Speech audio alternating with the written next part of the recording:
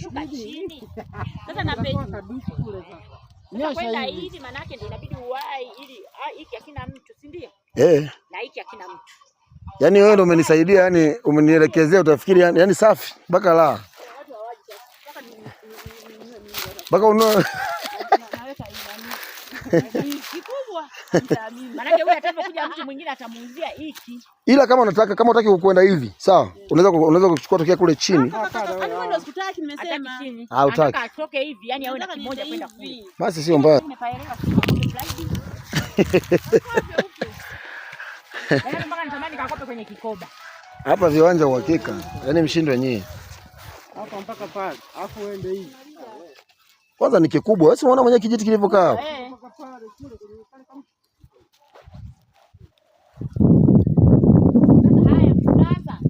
Kutoka pale sasa. Itakuwa shika. Kutokea? Hiyo. Milioni 3. 5 ni kiaje? Freddy. Njoo tuelekeze. Umeelewa? Unasema mimi nataka hapa mpaka kule. Ngoja tumuelekeze aelewe vizuri. Kila mtu lazima aelewe hapa. Haya, umeona hapo? Sasa hapo. Maana ningejieleza sana hapo.